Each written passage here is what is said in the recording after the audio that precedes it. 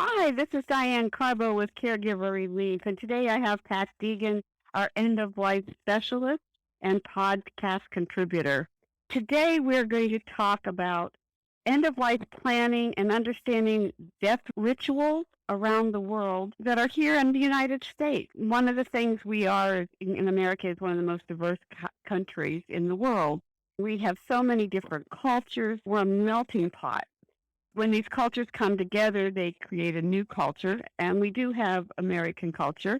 Many of those customs and traditions and religions have been adopted into our American culture, including funeral traditions and end-of-life planning. Today, and we're going to talk about that, but Pat, there are many different religions, cultures that affect our end-of-life planning.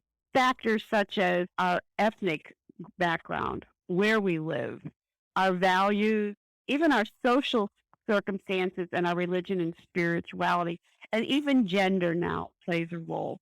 So let's discuss the probable influences at end of life and whether or not we're going to use resuscitation measures, medications, medical information, and stuff. That's a very good introduction to what I'm going to talk about today. Okay.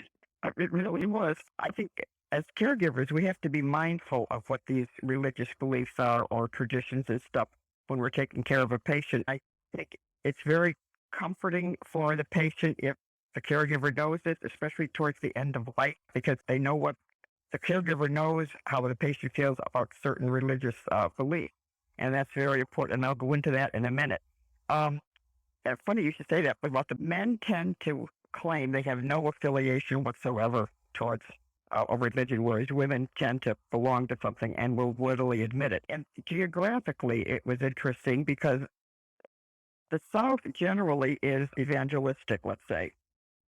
The Northeast generally is Catholic. I love this one. The West is atheist or agnostic. Are you surprised? No. And the Black Americans tend to affiliate with some kind of an evangelistic group. I think I probably got more than 16 religions that I broke down as to some of their idiosyncrasy, shall we say, or differences. Let's say Jehovah's Witness. They won't eat raw meat unless all the blood has been drained out of it. Now, I did not know that. Of course, they refuse blood transfusions, and they'll go for organ donation under certain circumstances. Autopsy, no, unless it's indicated by law to either clear somebody or to find the reason for someone's death. Judaism is the oldest religion in the world. They have two kinds. There's the Orthodox and the Reform. The Reform tends to be a little more flexible with some of their beliefs. They will go with organ donations, and we're going to talk about that later. Autopsy, no, unless it's made by law. Okay? Embalming, no. Cremation, the Reformed Jews will do it, the Orthodox will not. Now, this is going to be an awful lot to cover. Hinduism will go for organ donation and cremation. They will not do autopsy or embalming. Buddhism, autopsy, cremation, yes. Organs, no. Embalming, no. Christianity, I'm going to lump Christianity, Catholicism, Protestant, and probably Methodist, because they blend in a lot, and most of them will agree to organ donation, embalming, autopsy. A lot of them frown on it, but will do it if it's legally indicated, and cremation. Now, what I didn't know until I looked this up, Catholicism does go with it, and that changed over the years. Probably 200 years ago they didn't, but they do now. But the ashes can't be scattered. They have to be buried or kept in somebody's home. That surprised me, as what I want mine done with. Okay. Yeah. And the Baptists go along with that. They would prefer to have people buried, although they do go with the cremation, but would prefer burial. Now, it gets very interesting when we talk about the organ donation, maybe, and that was a big maybe. I guess it must depend on certain things. Autopsy? No, unless the law demands it. Embalming? No. Cremation? No. So they don't believe in anything. Sikhism, Sikhim, it's in India mostly. Organ donation, yes. Autopsies, yes. And cremation. Embalming, no. Absolutely not. And another little idiosyncrasy, they will not eat meat or fish. The Mormons, organ donation, yes. Autopsies, embalming, yes. Cremation, no. They also, this would be good for the caregivers, no coffee, no tea, no alcohol, no sugar, and very little meat. Now, I didn't realize they had that many restrictions. Now, here's another interesting one. The Baha'i religion, organ donation, yes. But they want the body bailed. Autopsy, yes. Embalming, no. Now, I think when we think of dietary restrictions, most of us know that the Jewish people have to have everything that's kosher. In India, the cow is sacred. We all know that, I think. Oh, alcohol, of course, is forbidden by some religions altogether. So, but that is it in a wrap-up. I tried to make it as easy as I could, but it's very interesting how different and yet how similar some of them are. For certain. Yes. And it's definitely going to make a difference in people with making end-of-life decisions. The view on death of Christianity is they believe there's a separation of the eternal spirit from the physical body.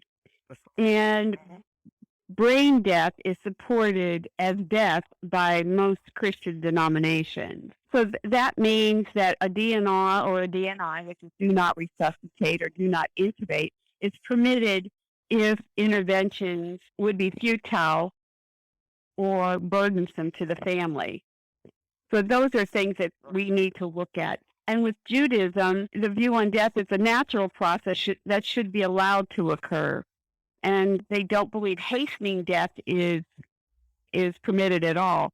So cardiac death is generally accepted as death. Brain death is not accepted as death by some Jews, although many, including the Orthodox rabbis, don't consider brain death as acceptable. Again, it would be the DNR and DNI is permitted if interventions will delay the dying process and the recovery is unlikely. That's where the caregivers come in, and that's when they really have to know certain things, like what they can and cannot do. That's so important. And if they've been found to be brain dead, if they were a body donation, if they had that kind of a death, that the body would not be accepted. I found that out too. Mm-hmm. Yes. Yeah. And Islam, they believe their view on death is a transition from one state of existence to the next. So brain death is generally accepted, although some only applied brain death criteria if 3 physicians agree brain death has occurred and it's irreversible. DNR and DNI do not resuscitate and do not intubate is permitted in certain situations. So those are the important things the caregiver would need to know with the Islam faith. Now, Buddhism, their view on death is they believe reincarnation occurs until one attains nirvana. So death is distinguished from life by an absence of vitality, heat, and consciousness. And some agree that brain death meets the criteria for death, while others do not. So again, it has to be something that is discussed by families and the caregivers on what they feel that death would be for them. The DNR and DNI is permitted if the interventions will delay the inevitable or interfere with a natural death. Every religion looks at things differently. That's really amazing, and it depends on what kind of death it is and how they look at it. Some of these will allow an autopsy only if it's something by the law. Otherwise, they wouldn't go for it. And Hinduism, they believe reincarnation occurs until one is freed from the death-rebirth cycle and they reach a level of enlightenment. I think it's called moksha, M-O-K-S-H-A, is attained. So generally, brain death is accepted as death. When it comes to Hinduism, the DNR and DNI permitted only interventions will delay the inevitable or interfere with natural death. That's right. Um, That's very well put. I think that death needs to be viewed as a natural experience, and therefore artificial prolonging life is not always favored in a lot of different religions. Hindus, for example, may desire a clear mind and may want to avoid any kind of medication to make them calm and peaceful. So it's important to know family support is important while dying. Absolutely.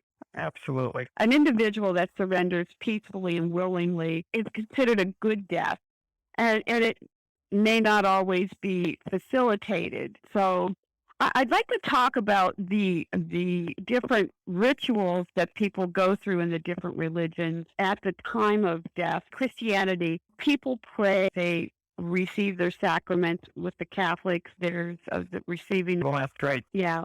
And burial or cremation is basically acceptable in Christianity. In Judaism, there's a lot of praying and psalms, but there's also a ritual washing and dressing, and they're placed in shrouds, it's a beautiful process. Yes, they have certain cloths that they put over the people that are made by the community. That's a beautiful ritual. With the Judaism, the burial must be within 24 hours when possible. And cremation, again, is generally not acceptable, but Reformed Jews may allow that. There's no, the Catholics and the Irish always celebrate life, but Judaism do it so much differently. There's no singing, there's no happiness or anything. It's very, very quiet and peaceful, and people pray to themselves. They cover all the mirrors and pictures in the household. They also have a ritual where they drive the body past the house. There's a funeral procession past the house. It's a very lovely process that I've seen processions. They drive past the house one last time. I've seen that in New York several times. Now, with Islam, they pray from the Quran. They actually believe that the body needs to be placed towards Mecca, which is northeast in the U.S., and they do a ritual washing and draping for the family. And again, it's a burial within 24 hours when possible. In Buddhism, there are no formalities or ritual required, but they do prefer that the body be undisturbed for 3 to 8 hours after death and then handled with dignity and care. And the body is generally wrapped in a sheet without any emblems or anything, and Buddhists prefer cremation. And when you said the body is, unadorned or anything, a lot of the religions don't want, let's say, symbols of wealth or power. They were just a body. They weren't anybody important, just another human being from God, but not to have any fancy stuff put on these things to have people indicate that, they must have been somebody. Yeah. That's interesting, yes. And Hindus prefer to die at home with family support. There's a lot of prayers, hymns, and chanting. They place the head facing south, and they prefer cremation ideally within 24 hours after death has occurred. You know what? I want to talk about traditional American funerals because we've included some sort of religious ritual followed by a procession to the burial grounds, and we have small ceremony at the gravesite. Again, it depends on the culture, but at most American funerals, the family sends out a death announcement, and it's an obituary. And these obits are normally to pass on information about the deceased and at the time and day of the funeral event. There's usually a church service where the deceased is eulogized by family and friends. And this is where a family member or person or friend stands up and says a few things about the deceased and how they affected their life. It's usually a procession that takes form of a caravan of private cars that follow the hearse. There is always a small ritual that takes place at a grave site. The deceased is given a blessing by a member of the clergy, and the friends and family are allowed to say goodbye. In some, the American tradition is of picking up a handful of soil and tossing it into the coffin is one way to say goodbye. There are some that choose to use flowers instead, and they put them in the coffin. And then the family gathers at a home or restaurant with some people that want to give their last regrets or sympathy to the family members. And it's a time to exchange stories about things before they go on their way. Most cultures in the U.S. have adopted this traditional American funeral ritual. But again, everything's unique to their individual culture. I know for me, I'm a girl had from Pittsburgh, and I'm Irish, and I'll never forget how different my family approached death. There were so many of us. I remember Joey Buffalo was a young man. Well, we were kids. We were in first and second grade. Joey had leukemia, and he died. And I remember it was my first experience with a dead body. He was my age. And his family had him, what we call laid out, in the home. Oh, wow. Now, this had to be in the early 60s. So the coffin was at the home for 3 days, and the family had visitors come and stay all the time. He had somebody stay 24 hours. But that was my first experience with death of someone, and it was in the home. And it was a very lovely experience. I remember feeling sad that he died. Of course, I was only 7. But then the next year, my grandmother died. Now, I'm from a big Irish family. In Pittsburgh, these periods of mourning, 3 days of visitations in the funeral home, and you have different times. So you may be there at lunch and then at dinner. You were there as the grieving family to allow others to come in and say goodbye. So it was very challenging for me as a child to see my grandmother. We were a big Irish family, so we all had so many grandkids. There was kids running around and talking and laughing and family members. So it's not the solemnness that people think that it should be at the end of life. My mom died when I was 18. She had lung cancer and died from the complications of the treatment for lung cancer. It was sudden. It was at the holidays. It was around Christmas, and it was very challenging. But I have to tell you, my first husband, we weren't married then. He took such offense to how my family behaved. He was from Indiana. He had never been exposed to anybody that had died, and didn't have close family. And again, it's the difference in the cultures and where you're from. I'm Catholic. After the visitation at the funeral home, people come to the house, and there is so much food, and everybody sits and drinks and talks and shares stories. So the Irish family, we grieve, but we also celebrate. I think that people don't understand that a celebration, what the heck? What's that about? How can you be happy at a time of grief? But we had 3 days of that before we buried my mom. 10 years ago, my son Jeff died. He completed suicide, and he had the young came out from everywhere. One of the things that we did, because he had a military background, and as well as did my father, one of the things that they do is the Veterans Associations come in and they play music, and they present the family with a flag. There's special services that are done at the funeral home at the time to honor my son and my father's service when they were in the military. First of all, it's heart-wrenching. Oh, my gosh. Yes. But it's also very touching to go through that process and know that they've been acknowledged and honored for the service that they gave to our country. Mm-hmm.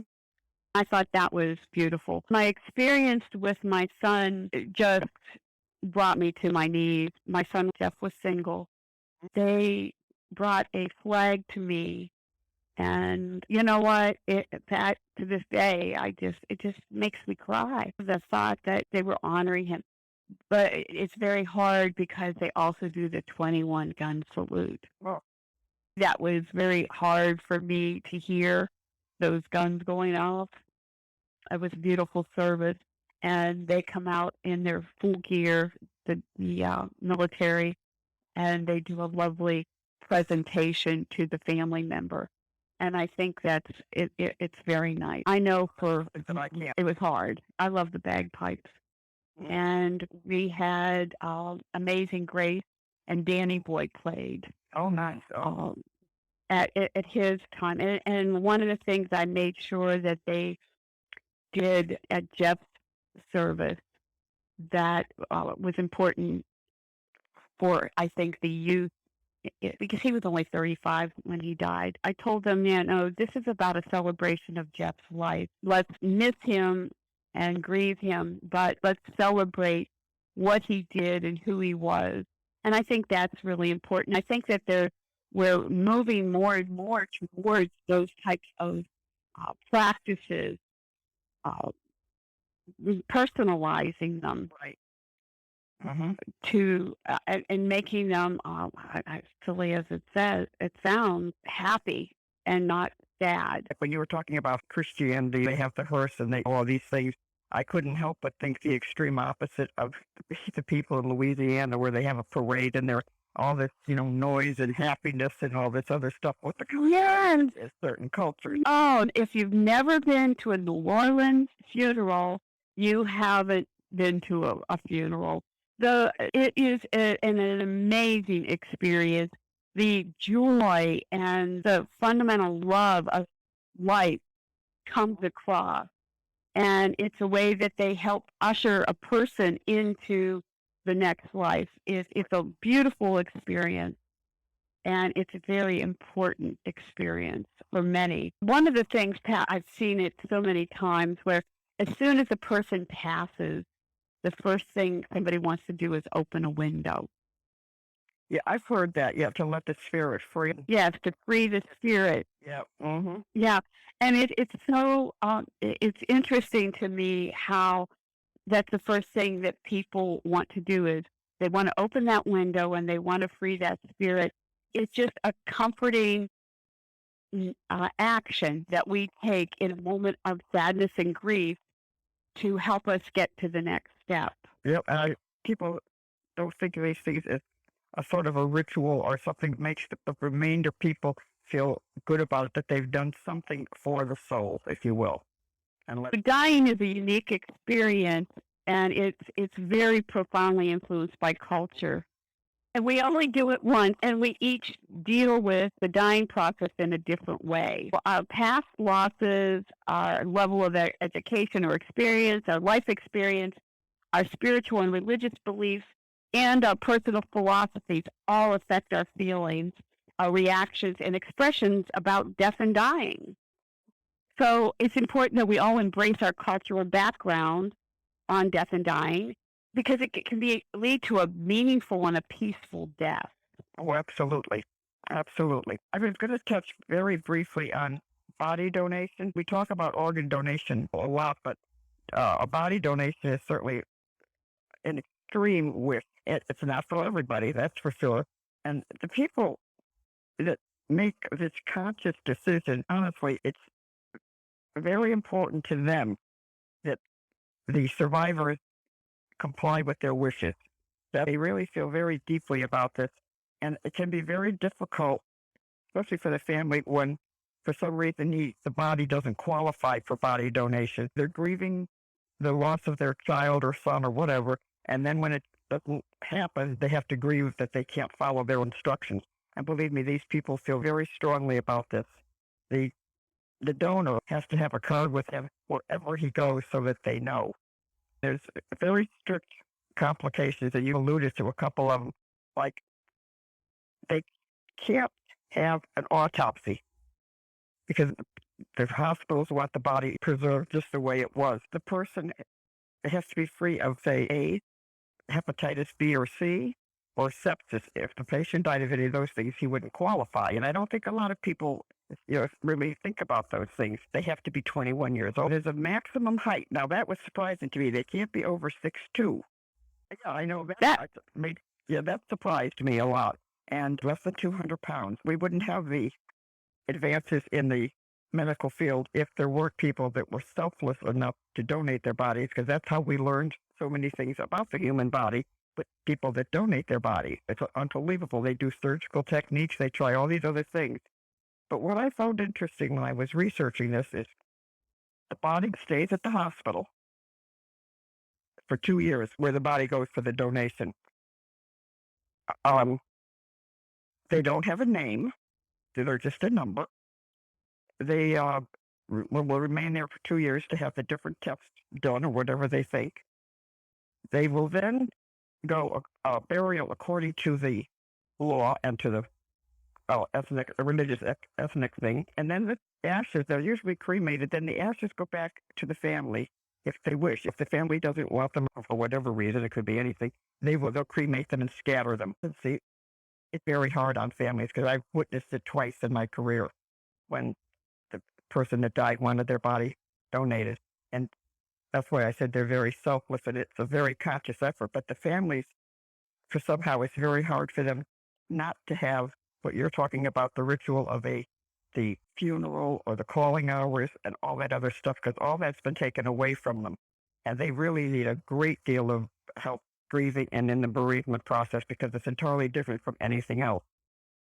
Pat, I'm going to address one of the things that people are doing now because of their getting diagnosis and being on hospice is they are doing celebrations of life before they die. So if somebody that wants to donate their body to science may choose to say goodbye in a different way before they actually pass. It's catching on. I thought that was very interesting. And I just read that just yesterday or the day before. So they're having a funeral celebration before they die. So that may be a way for families to have closure of that. But I'm going to end this by telling our caregivers out there, communicating your cultural beliefs to your healthcare providers will help them more fully support you as a whole person. Making your beliefs, your values, your rituals, whatever's important to you known to those who are providing your care and to your family members helps ensure that your wishes are going to be respected. We need to embrace our cultural backgrounds. We need to embrace our rituals and our expectations to give death and dying meaning and die with dignity and in a peaceful manner. Yes, the body donation, something like that makes a lot of sense because the people can grieve beforehand to get all that stuff that they need because of their belief out of the way. And then when the body goes, they've already done all their necessary things and some of their grieving. Mm-hmm.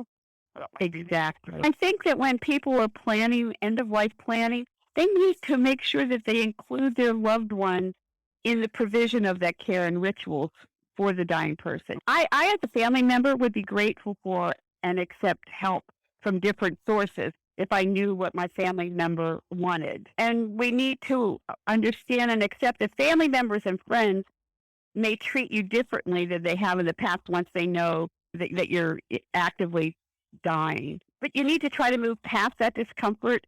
The caregivers need to treat the family member that is dying as they've always treated them. Mm-hmm. It's important to allow time to share feelings and thoughts. Don't be afraid to ask to be alone. It's okay if you want to be alone to deal with your grief, whether it's anticipatory grief or grief that your family member has passed.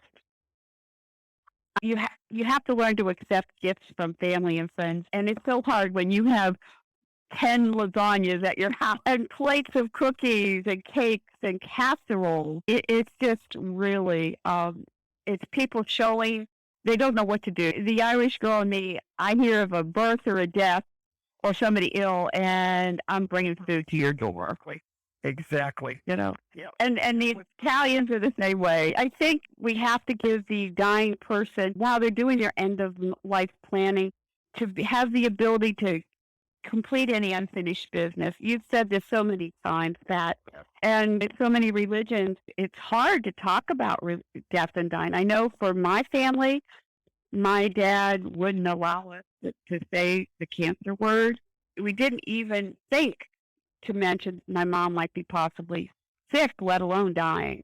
I think that, and it's negatively impacted me my entire life.